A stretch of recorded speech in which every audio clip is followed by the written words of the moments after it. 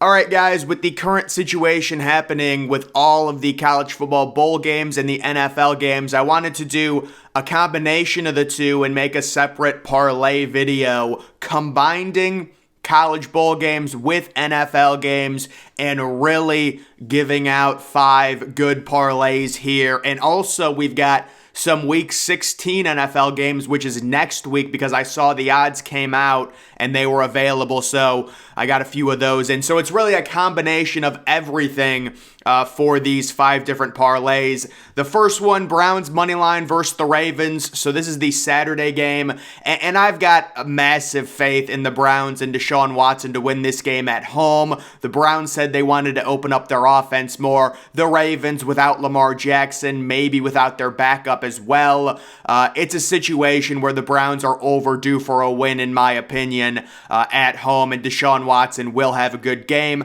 I know a lot of the trends like the Ravens. A lot of people have been saying bet the Ravens +3. I just don't see it this week with them and the quarterback situation. The Browns at home, Deshaun Watson's first home start, Saturday afternoon game. They're going to get the spotlight, and I like the Browns to win that one. Giants at the Commanders, the under 46.5, so I am buying some points here. I think it might be -250, not minus, or maybe it is -150. But the overall under in this game, I think, is 40.5. I like that, but I will buy a few points, bring it up to 46.5, and I'm guessing it is -250. I don't know why I have it as -150, but because this is a parlay, we want to be safe about it. You know, when you start picking all these things that are -110, it becomes very hard. So the Browns are like -150, buying the points on that, basically 6 points to go under 46.5. That will, help us a little bit in case some points get scored, in case you get something like a 24-20 type game. If you got the under 46.5, it still hits. This is the Sunday night game. Both of the offenses are challenged. They really can't, produce explosive plays. Many games that the Commanders host, many Commanders home games are very low scoring. And again, the Giants really just can't generate anything. Defense is key on stopping Saquon Barkley, and they don't have legitimate receiver options right now. Georgia Southern money line versus Buffalo. So this is a college bowl game, and everyone is in on Georgia Southern to cover the 3.5 point spread. But because this is a parlay, I'm just going to go in on them money line. They are -3.5 again, but this is a situation where very confident in Georgia Southern and their explosive offense against the Buffalo team, who's really been struggling in the second half of the season in the MAC. The fourth leg is going to be Memphis money line versus Utah State. So Utah State's one of the worst teams in a bowl this year.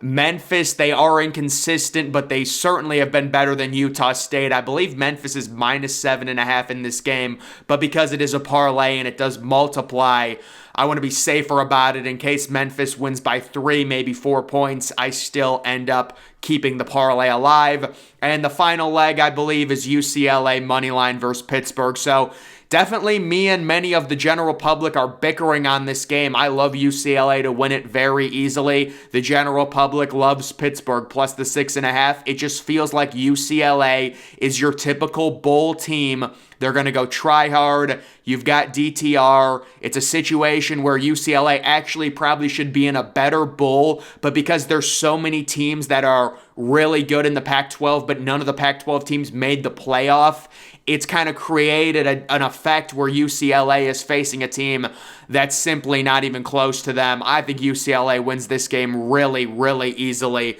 in that one, and that's just a 5-team parlay overall. You can see that is -240, buying the points on the under in the Giants-Commanders game. It's -240. I knew I had it wrong. And that's that parlay there. The second parlay, it's going to be the Steelers +3 at the Panthers. So I really debated possibly picking the Steelers money line because I do think they win this game outright. You have to figure, and I understand teams are not trying to lose, but Carolina really does need to lose these games. I mean, they won last week in Seattle. They need a franchise quarterback. They need a top 3 pick. They got to lose these football games. The Steelers, on the other hand, yes, they're dealing with the Kenny Pickett injury situation. Mitch Trubisky is, it's not ideal, but still the Steelers have been better recently, even after the loss last week at home to Baltimore. On the road, if you actually look at what happened in that Carolina-Seattle game, Carolina and Sam Darnold really did not generate much if you actually look at the stats. So I'm still confident Pittsburgh wins this game outright. Carolina, again, what is the motivation factor? You think if DJ Moore has any type of injury, why would you play him? Winning these games does nothing. You already traded Christian McCaffrey. You should be trying to get a high, as high as a pick as possible. This is a type of game that could end 20-17 in favor of the Steelers. The Packers money line versus the Rams. This is the Monday night game. So last week, Baker Mayfield had the magical comeback, but it is a situation with the Rams where they did score 3 points in 3 quarters. The Packers coming off a bye, they should be more healthy. Aaron Rodgers, I think, is actually starting to get maybe slightly underrated. Everyone thinks he's washed. I definitely think he's gotten worse, but I think he still has 22 touchdowns to 9 interceptions. He's still a serviceable starting quarterback in the NFL, especially for a Green Bay team at home with 2 good running backs. And again, they should be healthier with the extended rest. I think the Packers win that game. They are 7-point favorites, but I'll just take them on the money line. The Ravens money line versus the Falcons. So this is a Week 16 game. So my expectation with the Ravens is they will lose this week to the Browns on Saturday. Then they'll get Lamar Jackson back at home and beat the Falcons when they face Desmond Ridder next week. In Week 16. So I'm kind of actually projecting ahead because these lines were available. So I said, might as well take advantage of it. And certainly the Ravens, I think the look ahead line is -7 or something. I'll just take them overall on the money line there. Wisconsin money line versus Oklahoma State. There's just way more energy right now in Wisconsin's program with all the good news they've had with the Luke Fickell hiring. Both of these teams are probably not going to score very much, but Oklahoma State, their starting quarterback went in the transfer portal. They've been a train wreck in the second half of the year. I think Wisconsin has had a trend of performing very well against these type of mediocre teams in bowl season, and I think that continues. I think they win that game there. That's just a 14 parlay plus 449 on that one. Moving to my third parlay, Colts at the Vikings, the under 53.5, that's -220. So the actual over-under in this game is 48. I just think that's too much. I understand the Vikings score a lot. It's in a dome, but the Colts offense is just, with Matt Ryan, it's just not good enough.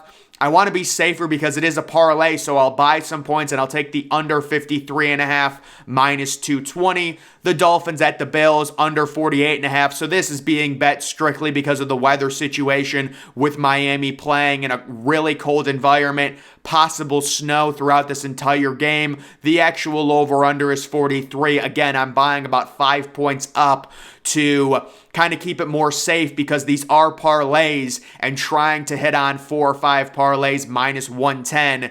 Once you do a lot of parlays, it is very, very hard. So you're trying to give yourself some wiggle room in case Josh Allen goes crazy and scores 35 points in the weather. You take the under 48.5, you still have a chance of it hitting. But again, this is a situation with the Dolphins playing in cold weather. Tua Tagovailoa has been terrible in cold weather, and he's been really bad in general recently. I don't think that trend changes at all. I think Buffalo actually covers the 7-point spread with the under hitting. The Browns money line versus the Saints. So this is a home game for the Browns in Week 16. This is a New Orleans team who will be traveling. They're a dome team playing in cold weather. A look-ahead game. I believe the Browns are -3. I think that's good value right now based on me thinking the Browns are going to beat Baltimore. They're probably going to redo that line and make it -5 or -6, honestly. So I'll take the Browns money line versus New Orleans at home. Again, New Orleans is a dome team, probably going to be playing this game. Cleveland, these temperatures, probably 30-degree weather this time of year. I think it's good value, and I really think the Browns are going to start winning these games. Deshaun Watson really shaking off the rust, getting that running game going in that one. Oregon money line versus North Carolina. So this is like a freebie. I think Oregon is 14-point favorites. North Carolina has been terrible in their last 3 games, especially their offense, and their number 1 receiver, Josh Downs, opted out of the bowl game. To make matters worse for North Carolina, Bo Nix is playing, and he should be 100% healthy, healed from his injury. And when he was healthy, Oregon was like a top 8 team in college football, so they should win that game easily. And then I do love Ole Miss -3.5 versus Tech. I know this would buck the trends. I know Ole Miss has been really bad against the spread, but they're just so much more talented than Texas Tech, and it feels like the way Ole Miss ended their season was so bad. Lane Kiffin is really going to want to try and run up the score here, or at least win this game comfortably to build some momentum going into the offseason, going into recruiting, and they win this game maybe by 10 plus points. That's just my opinion on that. That's an overall 5-team parlay plus 658 there. Moving to the 4th parlay, UAB moneyline versus Miami of Ohio. It's a typical MAC school who's probably going to get crushed. UAB has been one of the most unlucky teams according to metrics.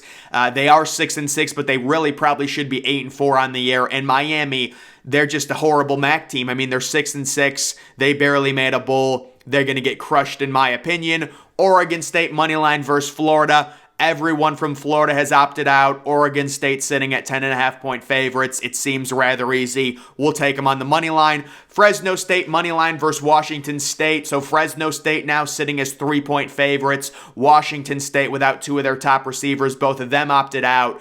Seems rather easy to snipe Fresno State coming off that great defensive performance in the Mountain West Championship on the road at Boise State. I love Fresno State to win that game. Missouri money line versus Wake Forest. So maybe an upset here. Missouri's 1-point underdogs, but everyone's been betting on Missouri. Wake Forest simply has too many holes. I understand Missouri is inconsistent and their offense is really hit or miss, but Wake Forest at this point, they don't have a defense and they don't have a running game. And if Sam Hartman has another one of his maybe meltdowns, because he's had a few of them, where he turns the ball over 2 or 3 times, Missouri's going to win this football game. I think it'll be a close game. It'll be annoying, but Missouri will win it.